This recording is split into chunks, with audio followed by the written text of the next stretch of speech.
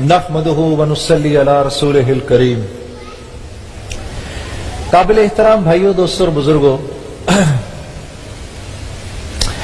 ये जितनी कायनात हम अपने इर्द गिर्द देख रहे हैं, जमीन और आसमान, सूरज चांद सितारे, फल सब्जियां, खाने पीने की अशिया, घूमने फिरने की जगहें, ये दरिया, ये पहाड़, ये समंदर, ये बर्फानी चोटियां, ये बादल, ये सब का सब अल्लाह ने इंसान के लिए बनाया है।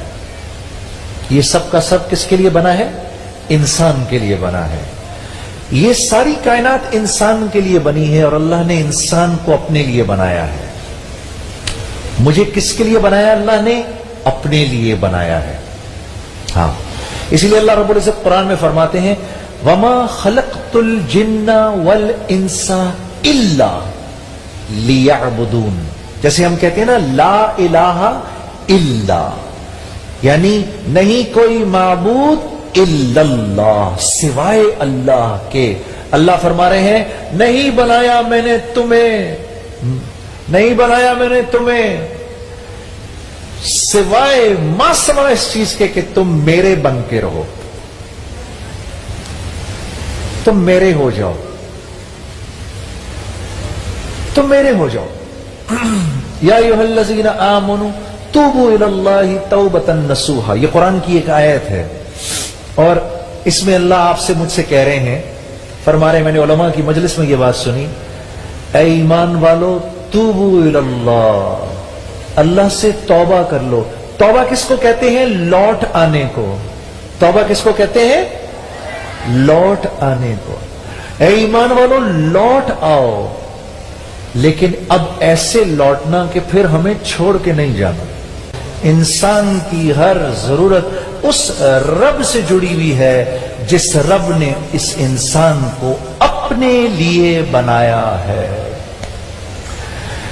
ये कुछ वज़ाइफ हैं जो मैं आपके सामने। फैसल भाई जंग से लिखते हैं, मेरा चलता हुआ कारोबार रुक गया है, माशी हालत भी तबाहकुन है, कहते हैं कि बंदिश हो गई है, कोई वजीफा बता दें।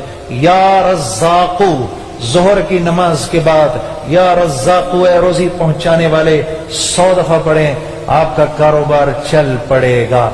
और एक और बात बताता हूं, उसके कारोबार में बरकत नहीं होती जो फजर की नमाज के बाद सो जाए लंबी तान के, या जो फजर ही खा जाए।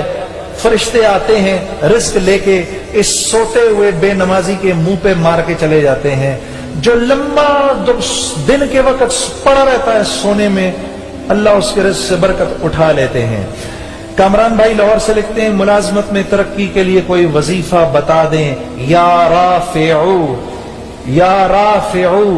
ए बुलंद करने वाले, 100 दफा फजर की नमाज के बाद इसको पढ़ना न भूलें। अल्लाह मुलाजमत में तरक्की अता फरमाएंगे। और ये आखिरी दुकान में खैर बरकत के लिए क्या करें? मेरे दोस्त, तुझे ऐसा नुस्खा बताता हूं, अगर तेरे घर में कभी फाका हो गया, मुझे ढूंढ के मेरी ये दाढ़ी पकड़ लेना और कहना, जुनैद तू झूठा, तेरा हर बोल झूठा।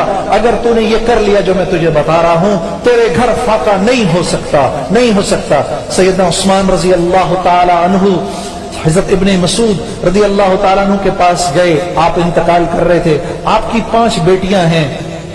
फरमाने लगे कि ए इब्ने मसूद, मैं आपके लिए इतना हूं देने के लिए। कहा, अमीरुल मोमिनीन, इसकी जरूरत नहीं कि मैंने नबी करीम सल्लल्लाहु अलैहि वसल्लम से ये बात सुनी, जिस घर में सूरह वाक़िया पढ़ी जाती है उस घर में फाका नहीं होता।